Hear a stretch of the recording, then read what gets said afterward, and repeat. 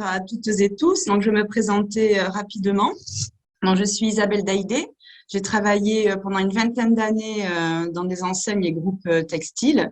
Et maintenant, je porte un projet d'économie circulaire sur la revalorisation des textiles en fin de vie au sein de l'incubateur Eura Materials. Et je suis aussi membre de Fashion Green Hub. Et c'est à ce titre que je suis avec vous ce matin. Donc, je suis ravie d'animer cette première table ronde de la matinée, upcycler la mode, de la petite série à la grande série avec un point d'interrogation, comme tu dis, Fabrice, ou parfois même peut-être de la pièce unique à la production d'une série. Donc, cela, en fait, a suscité pas mal de questions. Et peut-être d'abord un questionnement éthique. Faut-il systématiquement aller vers la grande série ? Un questionnement plus technique, quid du gisement? Est-ce que l'industrialisation est toujours possible? Et qu'en est-il des ateliers de fabrication? Et puis peut-être un questionnement plus terre à terre mais important, un questionnement commercial. Est-ce que tous les canaux de distribution peuvent se prêter au jeu de l'upcycling et le prix pratiqué est-il important? Donc voilà, le sujet est vaste. On n'abordera peut-être pas toutes les facettes, mais on va essayer d'en explorer un maximum. Et pour nous y aider à y voir plus clair, nous avons la chance d'avoir 4 intervenantes qui expérimentent l'upcycling depuis quelques années. Donc, j'ai le plaisir d'accueillir autour de cette table ronde virtuelle Hélène Vérel de Povera Slow Design, Yolande Classen de Revive Clothing Lab, Amélie Fabretti de Trop Bien et Yasmine Auquier-Buron de Rive Droite Paris.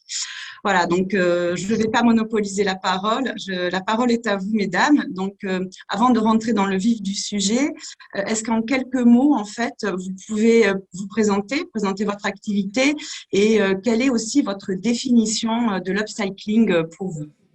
Donc, est-ce que Hélène, tu veux commencer?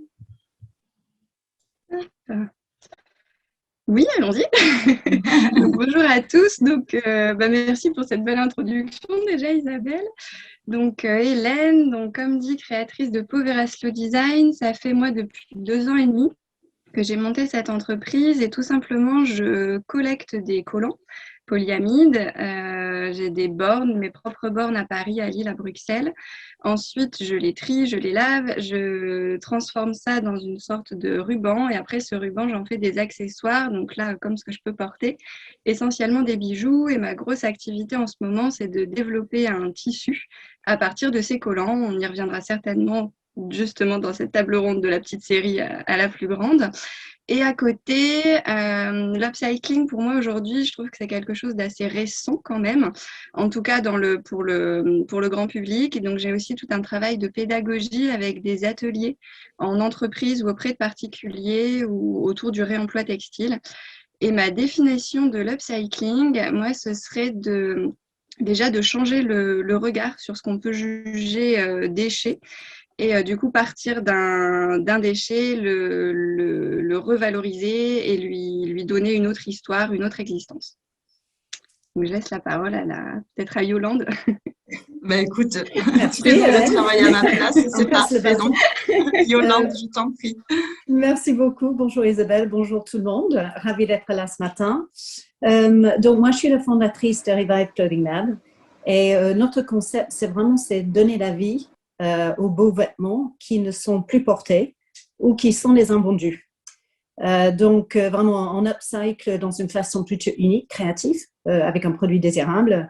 Et on a commencé avec les petits commerçants en toquant à la porte pour récupérer leurs invendus, racheter dans certains cas ou recevoir. Et à partir de ça, on recrée un produit désirable. Donc voilà, donc ça c'est notre concept avec un service aussi bien sûr pour les particuliers et pour les enseignes pour faire la même chose avec leurs invendus. Donc l'upcycling c'est un grand mot, tout le monde a donné leur avis là-dessus, il y a beaucoup de choses qui sont déjà dites, mais pour moi c'est vraiment redonner la vie, c'est redonner la vie et recréer de la valeur à partir de quelque chose qui était considéré autrement en fin de vie obsolète. Quelque chose qui m'a touchée il y a 25 ans aux États-Unis. C'était une petite anecdote, mais je me souviens, j'ai acheté dans un magasin vintage à côté de Boston. Et je me souviens toujours, la fille m'a donné le produit dans un petit sac, un genre de tote bag, qui était à partir d'un Pat Death, qui n'était pas vendu. Et il y a 25 ans, cette fille, dans son petit coin, dans un village à côté de Boston, aux États-Unis, avait déjà cette démarche qui date de nos ancêtres, bien sûr, mais c'est quelque chose qui m'a vraiment touchée et c'est ça. Ça, pour moi, c'est vraiment ça, c'est l'épitome de ça, c'est vraiment l'exemple clé de l'upcycling. C'est donner de la valeur à quelque chose qui était obsolète. Voilà. Je passe la parole. Merci Yolande pour ce voyage à Boston. Amélie, est-ce que tu veux te présenter? Bonjour à tous, donc je m'appelle Amélie, donc moi je suis la fondatrice de Trop Trop Bien, donc j'ai lancé Trop Trop Bien il y a 2 ans et demi, donc je réutilise, je travaille notamment sur la chemise pour homme qui est élimée au col et au poignet, qu'on peut plus porter et qui est impeccable sur le reste du vêtement, et de cette chemise je vais la transformer en blouse d'écolier ou d'activité extrascolaire pour les enfants pour le moment de 2 à 7 ans, donc voilà, et donc voilà, effectivement, donc le principe aussi c'est d'organiser donc des points de collecte. Donc on a créé un point de collecte qui s'appelle la machine à surcycler. Donc c'est un point de collecte qui est designé comme une machine à laver et qu'on installe par exemple dans les écoles pour à la fois faire comprendre avec les enfants qu'avec la vieille chemise de papa et on peut faire une blouse toute neuve, et puis aussi c'est pour essayer de semer aussi une petite graine, et puis aussi c'est pour les parents, ça leur permet aussi de pouvoir déposer facilement leur chemise ou leur linge de maison qu'ils n'utilisent plus, pour pouvoir les réutiliser. Et pour moi, effectivement, la notion d'upcycling, c'est réutiliser effectivement un produit qui était finalement inerte, qu'on allait jeter, qu'on n'allait plus utiliser, et c'est lui donner effectivement une valeur, on va dire, supérieure, qui peut être à la fois par le produit fini ou par l'esthétique du produit. C'est aussi la transformation par l'intervention humaine, c'est-à-dire qu'on ne va pas utiliser, alors évidemment, on va avoir un outil, donc dans le textile en général, c'est les ciseaux, la machine à coudre, etc. Donc on ne va pas utiliser de machine, donc il y a assez peu de dépenses d'énergie, et donc surtout on va aller augmenter et donner un savoir-faire à des personnes, donc voilà, et puis voilà, et ce qui fait qu'effectivement c'est la particularité de l'upcycling, c'est à la fois soit des produits uniques ou soit effectivement des produits plutôt en courte série, et c'est réussir vraiment de partir de cette contrainte de la matière qu'on découvre finalement pour aller créer autre chose par rapport à l'industrie classique où on va aller penser aux produits finis et on va passer par toutes les étapes. Là, on va vraiment partir par la contrainte de la matière et puis imaginer un nouveau produit. Donc, voilà. Merci Amélie, tu nous donnes déjà des clés. Yasmine, est-ce que tu peux te présenter et te prêter au même exercice? Oui, bonjour à tous. Donc, je suis Yasmine Oquier-Buron. Je suis cofondatrice de Rive Droite Paris. Donc, on a créé Rive Droite avec mes associés Aurélie et Sophia en 2016. Donc, en fait, c'est une marque de sacs et accessoires. Donc, contrairement aux autres, j'ai l'impression que nous travaillons sur le pré-consumer waste. Donc, en fait, c'est des sacs qui sont 100% éco-conçus. Donc, on travaille avec uniquement des matières upcyclées côté industriel et recyclées. Et c'est également un modèle qui est social, puisque le montage des pièces est fait par des couturiers qui sont en situation précaire et qu'on aide à retrouver le chemin de l'emploi. Yolande parlait de désirables, c'est rigolo parce que nous on les appelle les dudes. Dudes en anglais pour dire durable, désirable, c'est un jeu de mots un peu idiot, mais c'est vraiment ça pour nous à la fois le durable et l'upcycling, c'est rendre ce qui n'était pas désirable. Il y a une définition que j'aime beaucoup, c'est un claim de marque de la marque Reformation, qui est un des pionniers américains du durable. Ils avaient fait une campagne pub disant le truc le plus écologique que vous puissiez faire, c'est être nu. Et nous, on est la deuxième meilleure solution. Et donc, c'est assez génial parce qu'en fait, c'est vraiment ça. Et je parle au nom de Sophia parce que c'est elle la directrice artistique. On a l'upcycling, c'est aussi inverser le processus créatif en partant d'une contrainte qui est d'utiliser l'existant en fait, contrairement à la mode conventionnelle où il y a un créateur qui a un stylo à la main et qui imagine, et des acheteurs qui vont derrière trouver la matière. Nous on fait l'inverse en fait, et du coup je trouve que c'est encore plus créatif, mais bon, c'est personnel. Merci Yasmine. Je pense qu'on reviendra sur ce sujet justement du gisement. Mais avant, je voulais aborder le questionnement un peu éthique finalement que la préparation de cette table ronde a suscité. C'est vrai qu'on associe souvent l'upcycling à une notion de slow fashion. Alors, je me posais la question de faut-il systématiquement aller vers la grande série?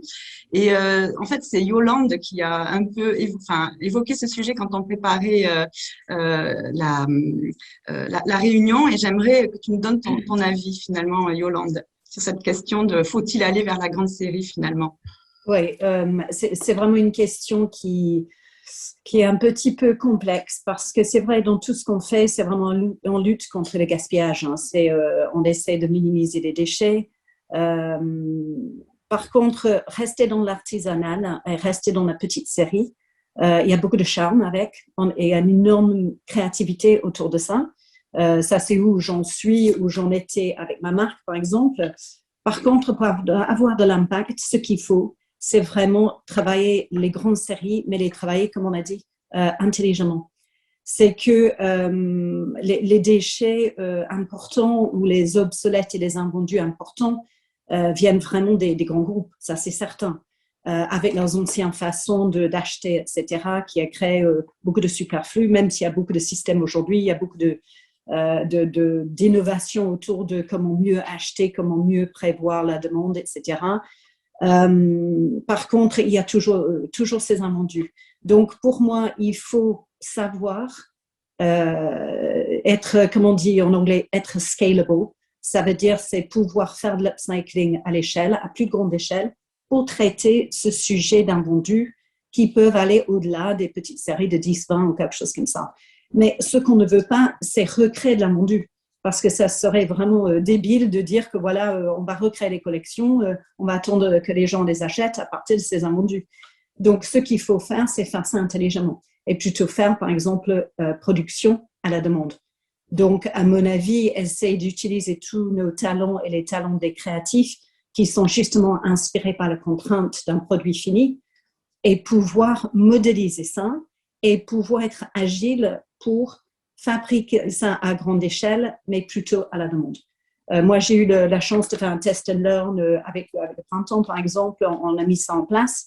On avait un peu peur de la réaction des clients. Par exemple, dans les temples de la mode comme ça, les gens qui sont plus dans l'attente de la gratification instantanée. Dans ces lieux, quand on achète, on emporte le produit.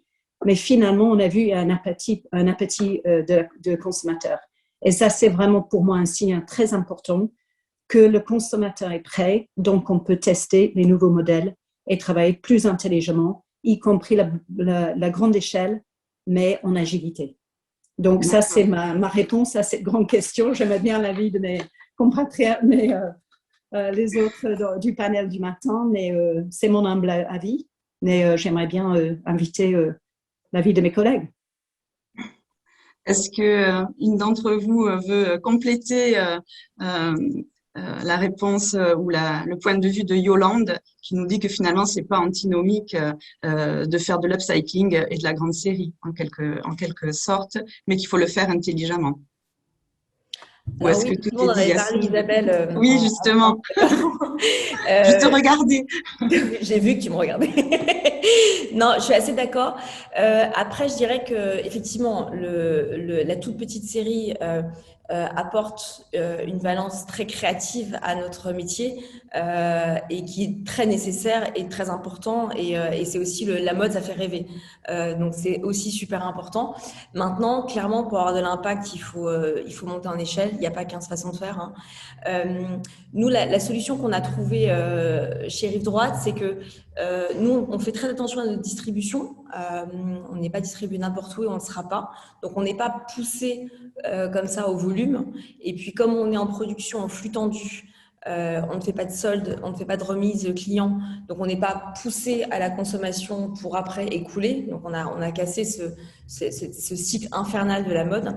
Mais en revanche, on va avoir de l'impact. Donc, et on veut faire travailler le plus de youth possible. Donc, nous aussi, on a aussi le côté social où plus on produit, plus on fait travailler de gens. Donc, nous, on travaille aussi pour d'autres. Voilà, donc on fait des collabs et des partenariats. Et je dirais que la montée en échelle dans ce cas-là est importante parce que ces gens-là, donc c'est beaucoup des métiers connexes, donc des marques de beauté, de la food aussi. Ils auraient fait des trousses, ils auraient fait des cadeaux, ils auraient eu besoin d'un contenant dans notre cas. Donc, soit ils le font en plastique fait au Bangladesh, ce qu'ils faisaient avant, soit ils le font avec nous. Mais quelque part, ce modèle-là ne va pas changer, puisque quand on achète 3 produits cosmétiques, en général, c'est vendu dans une trousse. Donc, je dirais que si ça doit remplacer quelque chose qui était avec un impact très négatif avant, oui, à la montée en échelle, oui, 1000 fois, bien sûr. Et puis, une autre chose, juste pour rebondir sur ces discussions, je crois que le fait, cette émergence et vraiment croissance très rapide du Made in France, c'est un outil formidable. On peut rebondir rapidement, on peut fabriquer rapidement. Si on passe sur une série et on fait fabrication à la commande et on voit que quand même, il y a quelque chose qui marche mieux que l'autre, là, il faut être agile et on peut se repositionner et aussi répondre rapidement avec un Made in France.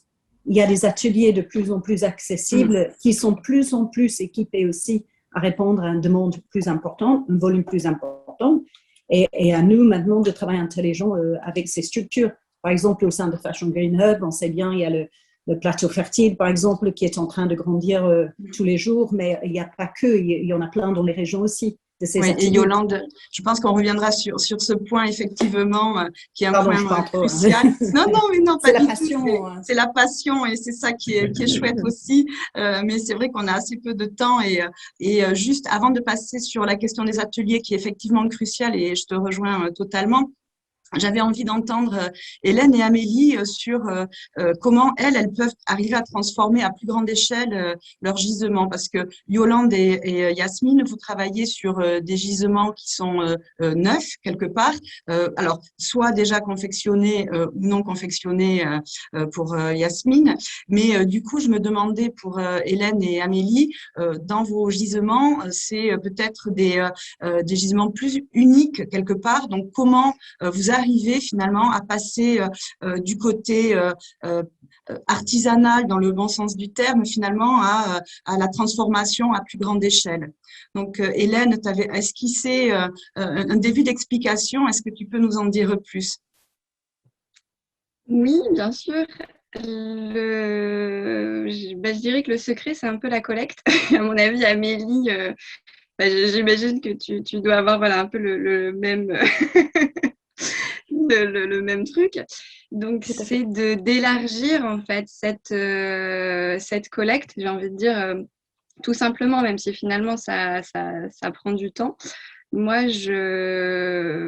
oui, c'est du coup identifier des nouveaux partenaires. Moi, c'est vraiment mon activité en fait du moment.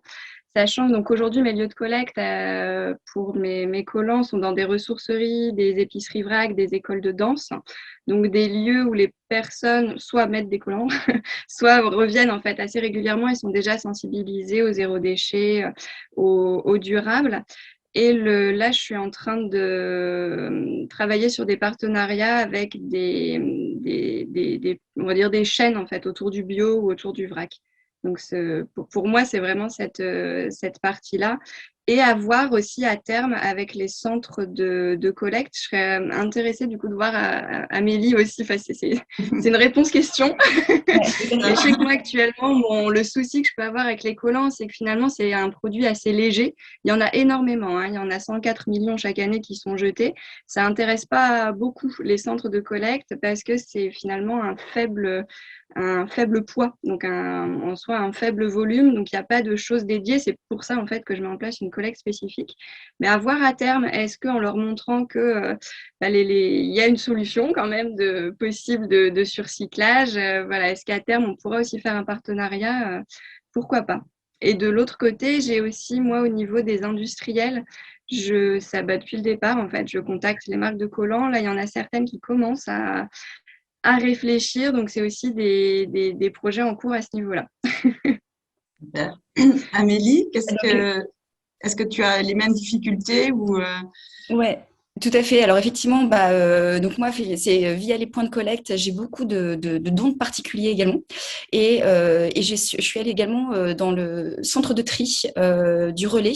Donc je suis allée à Bruay-la-Bussière et récemment au Relais du Val-de-Seine. Mais là, c'est effectivement un peu comme toi, Hélène. C'est des tris qui sont trop onéreux pour le centre du Relais. Donc ils sont en train d'arrêter en fait ce type de tri. Donc voilà. Et en plus, moi, j'ai quand même pas mal de contraintes puisque effectivement ça va être la chemise pour homme qui va être en 100% coton. Voilà, ça fait partie de mes critères. Donc voilà, avec une seule poche. Enfin voilà, j'ai quand même pas mal de critères. Et donc l'idée, c'est d'aller chercher donc des nouveaux réseaux. Donc moi, par exemple, j'ai découvert dans ma région qu'il y avait un centre de tri Emmaüs sur du textile. Et donc du coup, je suis allée les rencontrer et on essaie de travailler ensemble. Et puis aussi, ça va être aussi de commencer aussi à travailler avec des confectionneurs et réutiliser. Il y a des partenariats que je suis en train de créer pour réutiliser effectivement leurs chutes de tissu, qui vont peut-être être des petites chutes de 6 mètres et pour les transformer. Donc voilà. Et puis aussi ça peut être aussi avec des distributeurs là pour réutiliser peut-être leur tête de série aussi, qui en général dorment, voilà, et où ils savent pas quoi en faire. Et donc voilà. Donc effectivement, il y a plusieurs canaux, mais effectivement, c'est verrouiller sa collecte, c'est vraiment, je pense que c'est la base de l'upcycling, ouais, c'est clair. Très bien. Et par rapport à l'hygiène, justement, alors c'est peut-être une question un peu Non, mais pratico-pratique, mais c'est hyper comment important. vous gérez ce point-là? Alors typiquement, par exemple, quand on trie dans un relais, la dernière fois, on a trié 650 kilos de vêtements pour récupérer 48 kilos de matière pour réutiliser. Et ensuite, après, cette matière, elle part dans un ESAT. Alors pour moi, c'est un ESAT qui est à Coudekerque-Branche. Et on va passer tous les vêtements vont être nettoyés. Et ensuite, après, seulement ça part à l'atelier pour la transformation. Mais effectivement, il y a une étape de nettoyage qui est évidemment essentielle. C'est ça. Merci Amélie. C'est un peu pratique, mais important effectivement de le signaler. Alors Yolande, tu avais un petit peu introduit ce sujet des ateliers. Est-ce que justement, quand on passe à plus grande échelle, est-ce que on travaille avec les mêmes genres d'ateliers ou est-ce que c'est des ateliers spécialisés dans l'upcycling?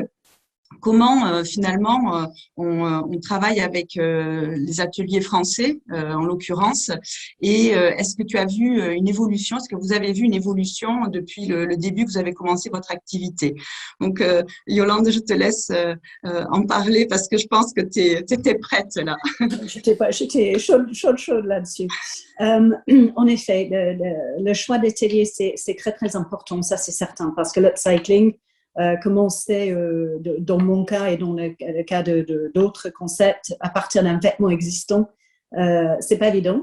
Même si ça nous passionne créativement de partir de cette contrainte d'un vêtement fini, pour retransformer en autre chose, c'est onéreux. Le temps de dépiquer, de défaire, bien sûr, nous, on ne remet pas nécessairement tout à plat. Hein. Donc, pour recouper là-dedans, souvent c'est une transformation à partir d'un vêtement existant. Donc, ça veut dire un savoir-faire autre. Nous, on a de la chance, on a travaillé avec des petits ateliers entre le unipersonnel jusqu'à une petite structure de 5-6 personnes. Des gens qui ont été bercés, nés dans le textile, qui ont travaillé dans les usines, qui sont mis à leur compte, mais qui ont une vraie passion et savoir-faire de construction de base de vêtements. Donc, ça, c'est très, très important. C'est pas juste les retouches non plus. Il faut vraiment maîtriser le modélisme pour faire cela. Donc, ça va pour les petites séries, je dirais, jusqu'à peut-être une vingtaine de pièces par modèle. C'est un peu mon humble avis et de mon expérience. Au-delà de ça, quand même, on a les contraintes de place parce que ces structures ne sont pas dans des grands lieux. Donc, il faut bien sûr l'espace pour recevoir, pour préparer, pour voilà, travailler dessus et après pour conditionner. Parce qu'après, il y a tout le traitement de vignettes, etc., etc. Donc, il faut de la place. Donc, il faut tout de suite passer dans les structures autres. Aujourd'hui, il y a les structures qui sont à la fois ateliers d'insertion et aussi ateliers de couture. Ce genre de mélange de savoir-faire, c'est très important à mon avis parce que ça fait grandir la personne au sein de ces structures. Ça peut offrir les tarifs aussi, parlons business, hein, parce que on est là pour le business aussi, c'est l'humain, c'est le business, c'est l'écologie, c'est un vrai cocktail de toutes ces valeurs. Donc, ce qu'il faut quand même, c'est avoir les prix assez intéressants pour pouvoir offrir un produit fini à un niveau abordable du marché. en sachant qu'il y a toutes ces étapes. Amélie a parlé de cette étape, bien sûr, de tri, de nettoyage, etc. Donc, c'est onéreux. Donc, ces structures un peu de mélange de personnel sont très utiles pour nous parce que les petites mains qui sont en train de grandir en savoir-faire peuvent faire des piquets, etc. Et puis, il y a des experts sur place qui maîtrisent vraiment cette transformation et la complexité de travailler sur un produit upcyclé. Donc, oui, c'est très important dans un mot, pour répondre à la question, c'est très important la qualité de savoir-faire et l'engagement de la structure pour vraiment accompagner les upcyclers parce que c'est autre chose que la confection à partir d'un rouleau de tissu. C'est sûr. Merci Yolande. Amélie, peut-être que tu pourrais compléter et donner ta vision parce qu'on en avait parlé pendant la préparation et c'est vrai que comme tu démarres toi aussi d'un produit déjà confectionné, comment tu as transformé aussi ton modèle finalement puisque je trouvais intéressant, tu as eu une évolution dans ta réflexion autour aussi du produit et des ateliers. Est-ce que tu peux nous partager cela ? Oui, alors du coup, au fur et à mesure, en fait, j'ai essayé de développer des outils aussi pour aider les ateliers, enfin, notamment l'atelier avec qui je travaille à Calais, pour les aider à développer et à gagner justement, on va dire, en productivité et faciliter finalement l'upcycling du vêtement. Donc voilà. Et puis clairement, alors moi, je travaille avec un atelier d'insertion qui travaillait déjà avec des marques qui travaillaient en upcycling, donc il y avait déjà un savoir-faire à la base et qui avait une connaissance du vêtement. Effectivement, comme tu disais, Yolande, c'est vraiment important. Et donc voilà. Et donc du coup, et il y a aussi du coup avec l'atelier, toutes les équipes montent en compétences en même temps que nous, on évolue également. Voilà. Merci Amélie. Yasmine, toi, tu parlais de tes dudes. Quelle est la structuration finalement des ateliers et je crois que tu travailles pas en France en fait, puisque ton gisement n'est pas en France. Est-ce que tu peux nous raconter un peu comment vous fonctionnez? Il y a une belle histoire derrière. Oui, bien sûr. Alors, nous sommes au Maroc. Je suis à Casablanca. Pourquoi le Maroc? Parce que tout simplement, sur 3 associés, on a habité là-bas, Sophia et moi, de nos vies professionnelles antérieures. Et la construction de notre marque, je pense que ça a été le cas pour chacune d'entre vous, a été très itérative. Donc, on est parti de là où on était. Et en l'occurrence, le Maroc est un pays qui est un vrai hub de matière. Parce que tous les invendus, ce qu'on appelle les dead stocks, les surstocks, les rouleaux à défaut, tout ça qui vient de France, de Portugal, d'Espagne, transite par le Maroc pour après repartir sur des marchés bis ou tiers. Donc c'est vrai que c'est quand même de ce point de vue-là un très bon endroit dans lequel faire de l'upcycling. Et puis il y a beaucoup de couturiers au Maroc parce que même s'il y a une délocalisation en Asie il y a 15 ans, un peu comme partout, il reste quand même beaucoup de savoir-faire. Et je rejoins Yolande, on a pour projet un jour de former des lycéens qui ont arrêté l'école, mais aujourd'hui on fait travailler des gens qui connaissaient déjà le métier. C'est quand même, on peut pas se mettre toutes les difficultés d'un coup non plus. Et en fait, ce qu'on a fait, ce que je racontais à Isabelle effectivement, c'est que nous on est vraiment sur entre guillemets de la grande série, dans le sens où c'est pas un produit artisanal. Chaque sac rive droite va ressembler à son copain. Et pour ce faire, en fait, effectivement, il y a une étape d'achat des matières, de tri.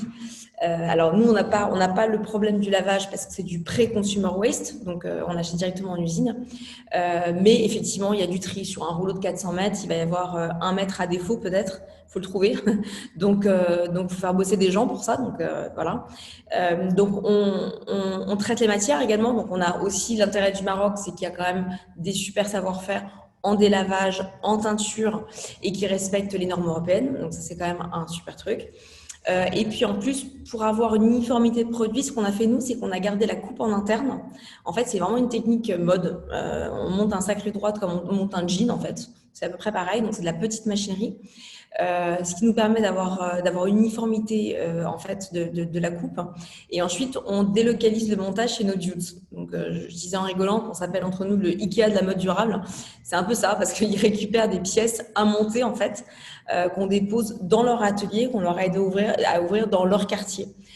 parce qu'il y a un truc qu'on ne connaît pas, nous, en Europe, c'est que dans beaucoup de pays émergents, la mobilité est un vrai sujet, notamment pour les ouvriers qui souvent habitent très, très, très loin des usines et qui parfois mettent 2 ou 3 heures à atteindre le quartier des usines pour espérer être embauchés à la tâche pour la journée. Donc c'est l'enfer.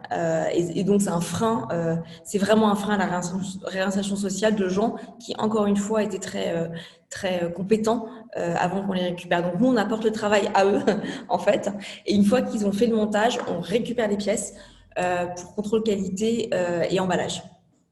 Voilà, emballage en coton, je précise. Voilà, donc c'est une des façons de faire de la montée en échelle. Je dirais que c'est compliqué dans un secteur comme le nôtre, où le montage est délocalisé dans de petits ateliers.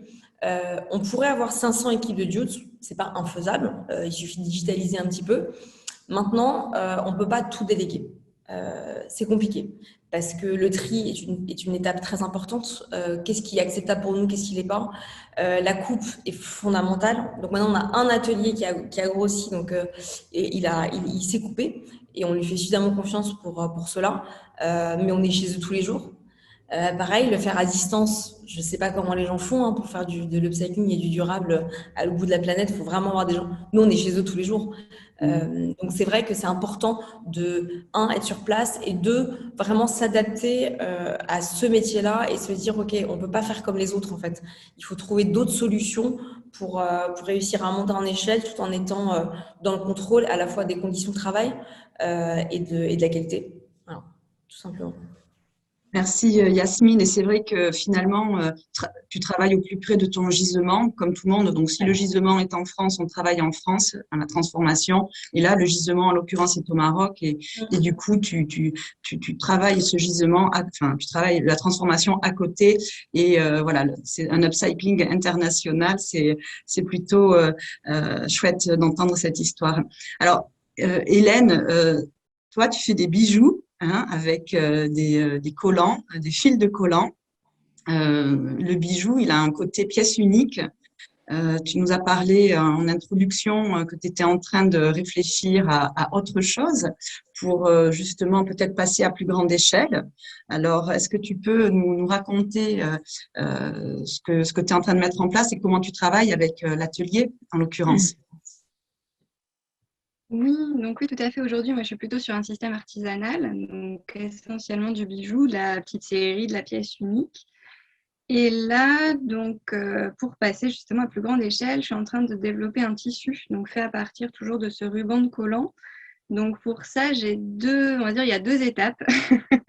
La première, c'est de faire une machine pour découper du coup les collants et les transformer en ruban et les mettre en bobine. Et donc ça, c'est on va dire en phase finale de prototypage. Et je travaille pour ça avec un Fab Lab.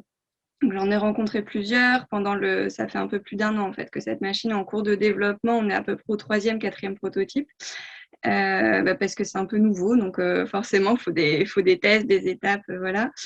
Et sachant qu'il y a eu une école à un moment qui a travaillé dessus, il y a eu différentes en fait personnes et équipes. Et à côté de ça, donc quand cette machine et ces bobines seront faites pour l'industrie, j'ai rencontré différents tisseurs. J'en ai trouvé un, donc Alina Textile, qui est basé à Romans-sur-Isère, donc vers Valence, qui va, j'ai envie de dire tout simplement, à partir de cette matière, donc refaire des tissus.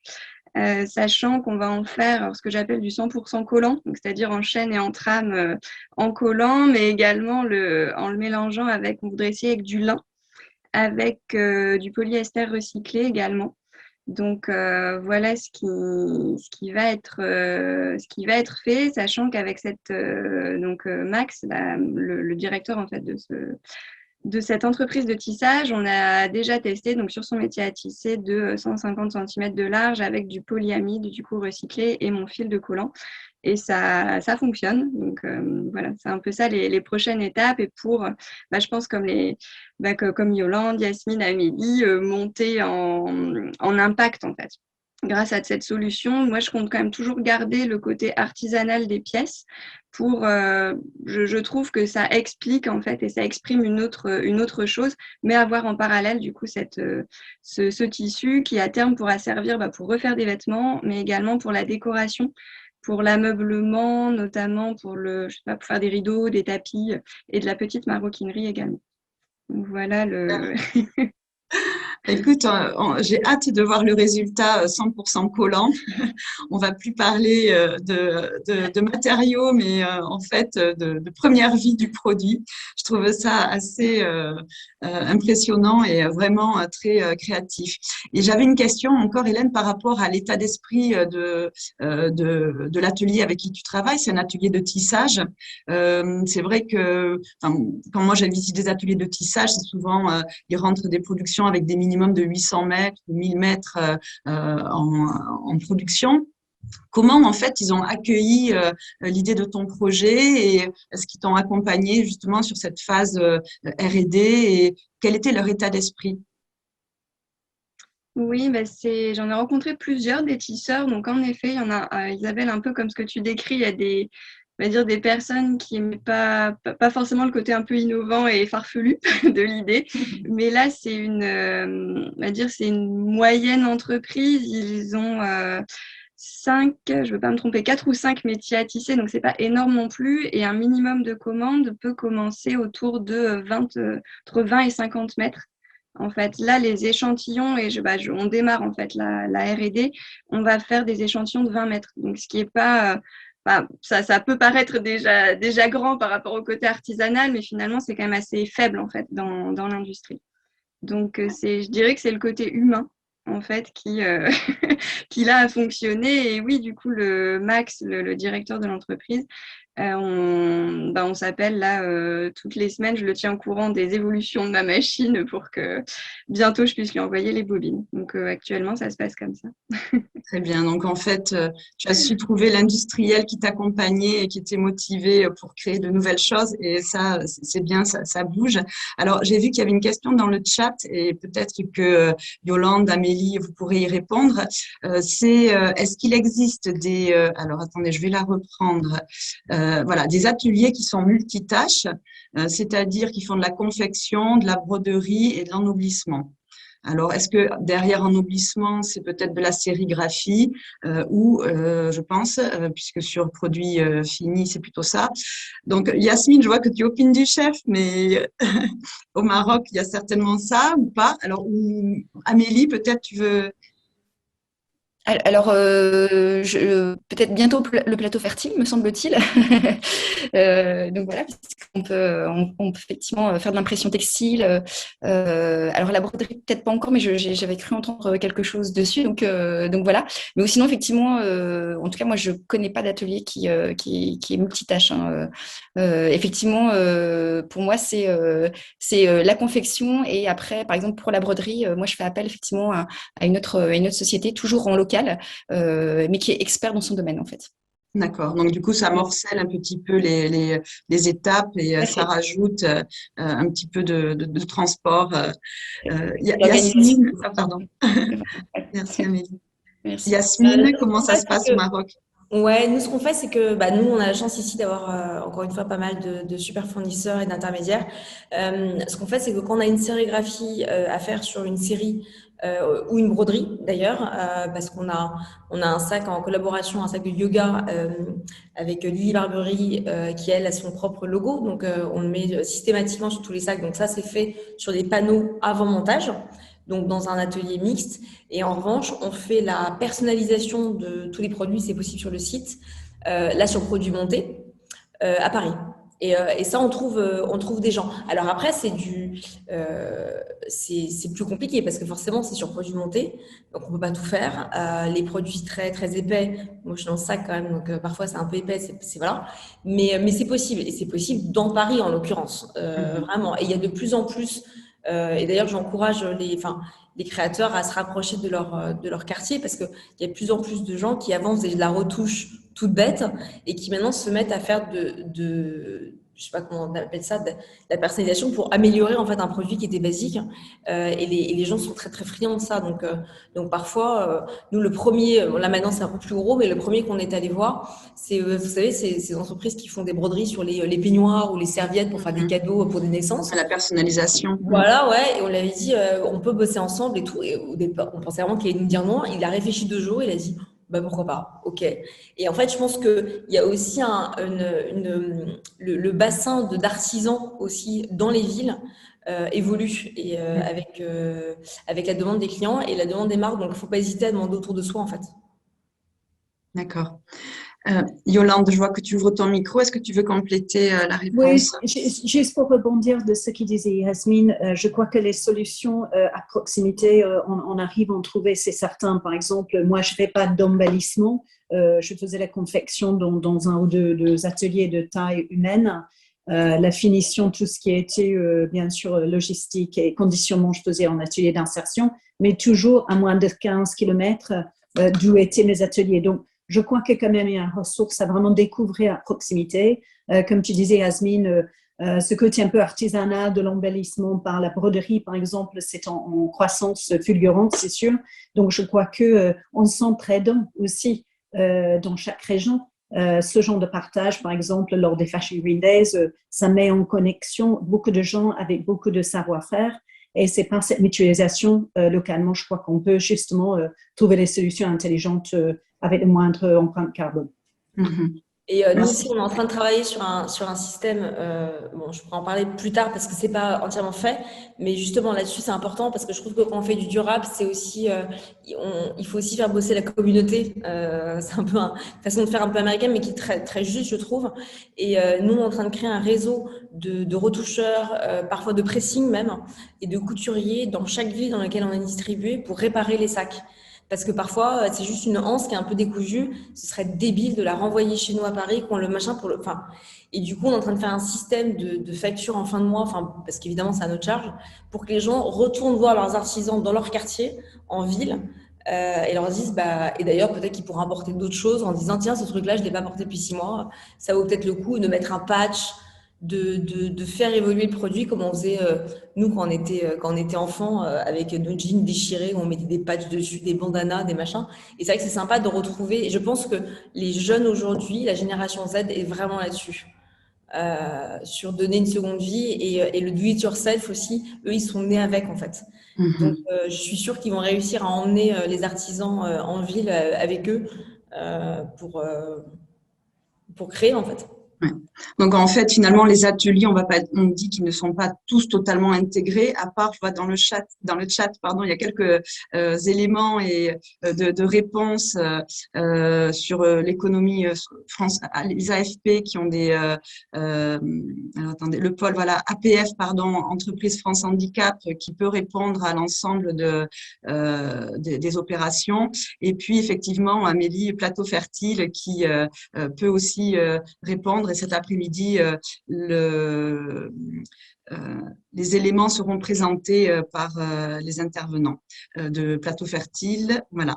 Donc voilà, ça amène des éléments de réponse, mais j'entends bien effectivement qu'on travaille avec l'écosystème local qui est un peu plus éclaté qu'auparavant quand on avait des ateliers de confection qui traitaient de la grande série. Mais je trouve qu'on a bien avancé sur cette notion d'atelier et comment en fait ils ont évolué et comment vous travaillez avec eux. On sent aussi qu'il y a peut-être une évolution qui s'est opérée depuis quelques années et des ateliers qui rentrent plus cette nouvelle compétence. Je me questionnais pour passer à la plus grande série, quand on travaille à partir du produit fini déjà confectionné, comment on arrive est-ce qu'il faut standardiser le produit pour arriver à faire de la plus grande série ou est-ce qu'on peut maintenir cette notion de produit unique? Amélie, est-ce que tu peux nous aider à éclairer cette question de la Oui, bien sûr. standardisation? Alors, en fait, Ouais, c'est une question d'organisation.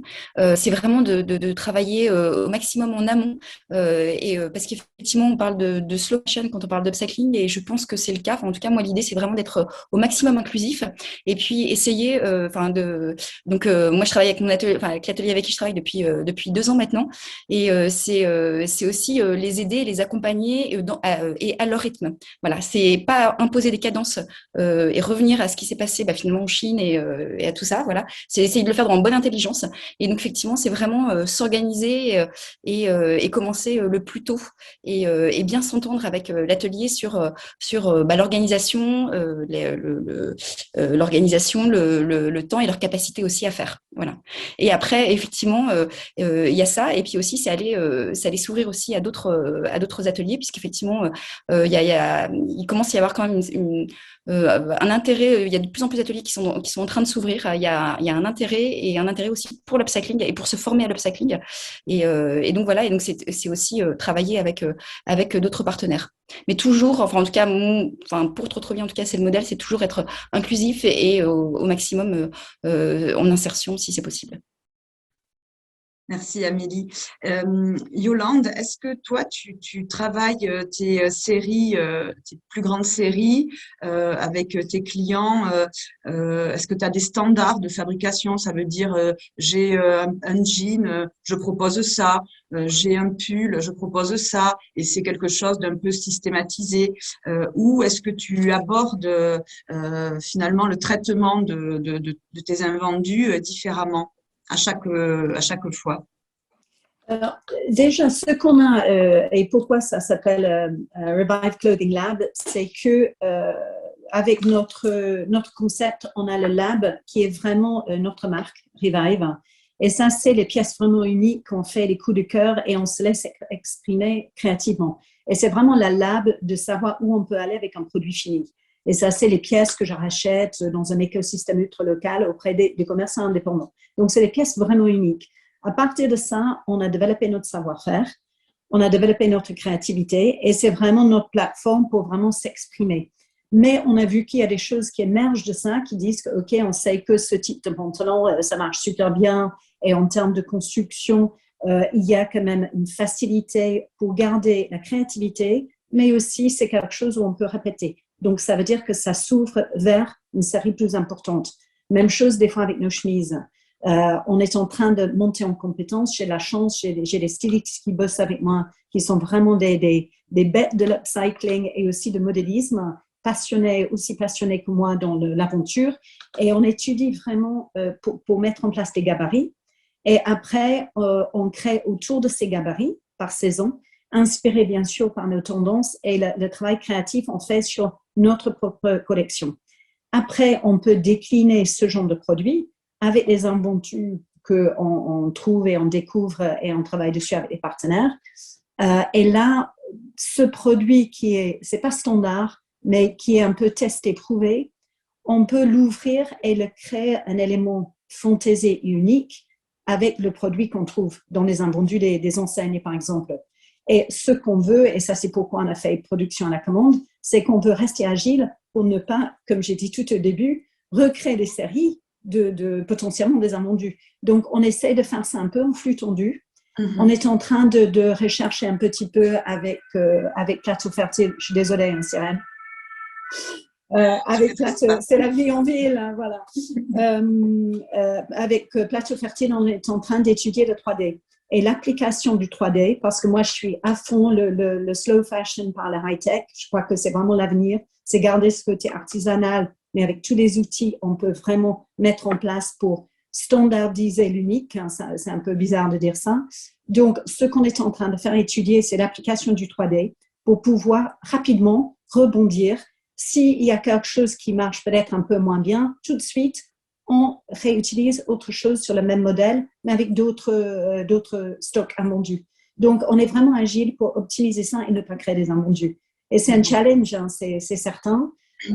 Mais j'y crois à fond, c'est par notre créativité et notre résilience et ce côté test and learn de nos concepts qu'on peut avancer comme ça. Et ça, c'est pourquoi, comme j'ai dit, on garde la créativité du produit unique parce que le client veut ça. Le client a un peu ras-le-bol de toujours retrouver les mêmes imprimés, les mêmes modèles, s'habiller comme les autres. Les gens veulent cette expression individuelle de leur mode.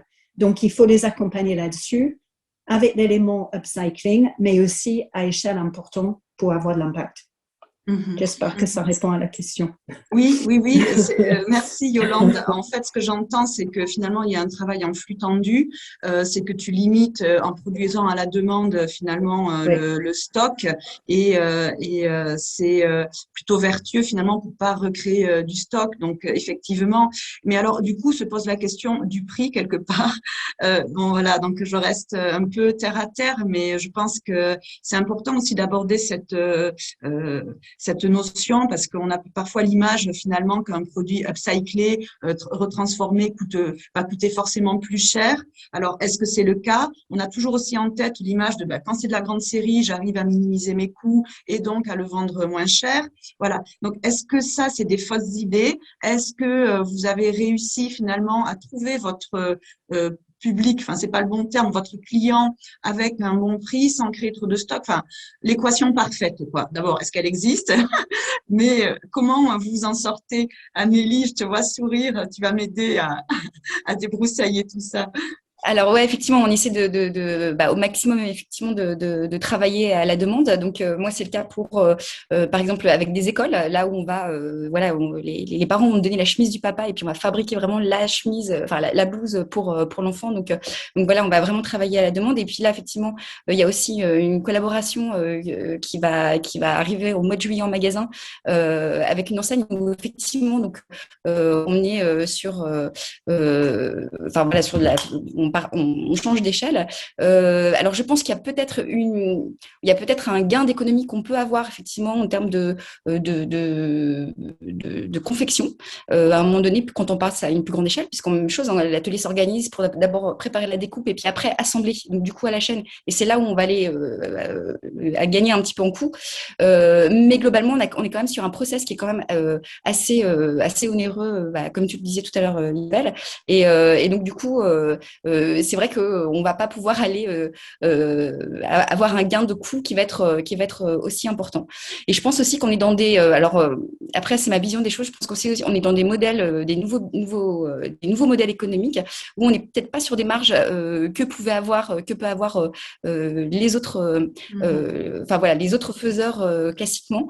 Et donc voilà. Et donc voilà. Moi, je sais qu'effectivement, la blouse trop bien à 25 €, ce sera un prix qu'on ne pourra jamais descendre en dessous. C'est absolument impossible. Voilà. Même en reprenant l'équation dans tous les sens. Voilà. J'espère avoir bien répondu. Oui.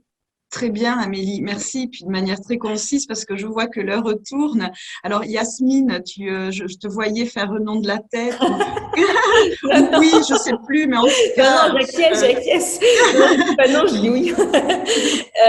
Non, oui. En fait, ce qu'il faut quand on se lance là-dedans, c'est vraiment prendre un tout petit peu de recul sur d'abord ce qu'on nous vend, ce qu'on appelle la structure de prix de l'achat de la matière première enfin, ça va de haut en bas, jusqu'à la vente finale. Et en fait, selon les chiffres diffèrent, mais ce qu'on sait, c'est que entre la fast fashion et le access luxury, en gros, il y a 65 à 70% des collections qui sont vendues en solde, déjà. Premièrement. Deuxièmement, le reste part chez les soldeurs. Donc, dans la structure de prix, on dit que les prix sont gonflés sans être populiste, émission télé, mais je veux dire, la structure a été faite pour ça. Elle a été faite pour écouler dans des marchés avec des intermédiaires 1, 2, 3, 4. À partir du moment où on fait sauter ces intermédiaires, ce que nous, on a fait, nous, on n'a pas de solde et on ne fait pas de remise client. C'est-à-dire qu'on vend, pour être concret, au même prix à un petit concept store qu'au Galeries Lafayette.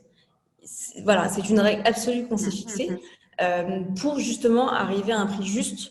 Parce qu'on pense que le poids du durable doit peser sur nos épaules et pas sur celui du client. Donc je rejoins Amélie, 25 €, franchement c'est pas cher. Quand on achète un vêtement 5 €, on achète du sang et des larmes de quelqu'un. Enfin je veux dire, faut pas se mentir. On peut faire ce qu'on veut, on peut le prendre comme on veut. Il y a un moment donné, quelqu'un n'a pas été payé dans le process. Ou quelqu'un est très mal suffisamment. C'est pas non mais pas un t-shirt à 5 €, ça marche pas, ça tient pas. On le prend comme on veut, ça marche pas. Soit il est vendu à perte, soit quelqu'un n'a pas été payé. Donc, clairement, il y a un moment, et je pense que et toutes les études le montrent, il y a encore une étude de l'ADEME qui est sortie, et de Business of Fashion, les consommateurs sont prêts à payer ce prix-là. Ils l'ont fait avec le bio dans l'alimentation. Donc, ils sont prêts à payer un peu plus cher, mais pour quelque chose qui soit aussi créatif, qui garde ce qu'on a dans la mode, c'est-à-dire que la mode fait rêver. Il faut qu'il y ait une idée créative derrière, il faut que ce soit chouette.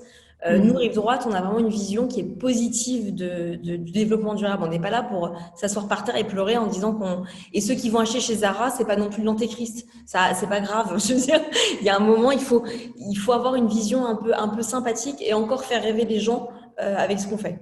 Mais à un prix juste. C'est pas évident. Mais merci Yasmine, parce que finalement, t'opposes pas les choses et en même temps, c'est remettre de la valeur finalement à un vêtement. Et effectivement, derrière la création d'un vêtement ou d'un objet ou d'un bijou, il y a des gens qui ont travaillé, il y a des matières premières aussi, donc ça a une valeur. Et je trouve ça vraiment intéressant de remettre cette valeur, non seulement de la matière première, mais des gens qui la transforment. Donc, merci pour cette intervention. Alors, il est 10h28, c'est trop triste, mais on va bientôt devoir se quitter. Et j'ai une petite question du chat qui dit, enfin, ou une remarque. Et donc, du coup, je vais vous poser la question. Beaucoup de clients pensent upcycling avec un don de matières premières, ce qui n'est pas toujours le cas. Alors, vos matières premières, est-ce que vous les payez ou est-ce qu'on vous les donne? Alors, peut-être que Hélène, on te les donne, tu les collectes, mais ça a un coût peut-être de collecter. Mais Oui, c'est ça, je pense que oui, moi du coup c'est du don, mais forcément le don du coup, on va dire, se traduit en temps. Donc en soi, bon, je vais reprendre une expression, mais le temps c'est de l'argent. Donc là, l'un dans l'autre, je pense que que ce soit du don ou qu'on les achète, parce que j'imagine que Yasmine, en fait, peut-être pas, mais à mon avis, dans ton système, il y a peut-être un achat, certainement.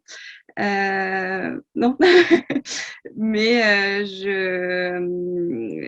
voilà, je pense que dans les deux cas, il y a quand même un coût de toute manière, que ce soit acheté ou que ce soit du don. Yes. Yolande, C'est un point très important. Par exemple, moi, quand j'ai lancé et pour la marque Revive, moi, c'est sûr que je rachète et exprès. Parce que moi, c'était aussi un écosystème que je voulais créer avec les commerçants indépendants. Parce que j'adore les commerçants indépendants. C'est les entrepreneurs, ils investissent leur argent, ils font les achats incroyables pour créer vraiment un univers autour de leurs clients. Et eux, ils n'ont pas les magasins d'usine pour écouler leurs invendus. Donc, pour moi, c'était une motivation aussi principale de créer Reviving Clothing Lab, qui a évolué vers les entreprises, les enseignes aussi, mais à la base, et la source de produits pour Lab, c'est les invendus des commerces indépendants à proximité. Ça crée de leur trésorerie. Bien sûr, je négocie à mort pour avoir les moins chers, c'est évident. Je fais mon picking là-dedans pour prendre des produits qui coûtent.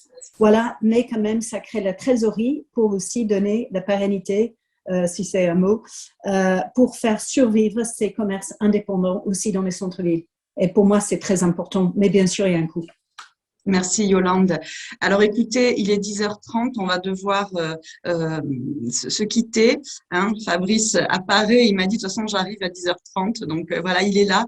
Je voulais vraiment vous remercier à toutes les quatre pour vos témoignages vraiment riches, pour vos retours d'expérience sans filtre. Et voilà, j'ai passé un super moment avec vous et vraiment je vous remercie. Et je sens que dans le chat aussi, il y a pas mal d'éléments sur les études, les ADEME, des études, pardon, qu'on retrouve sur le site de l'ADEME. Yasmine, tu les as mis.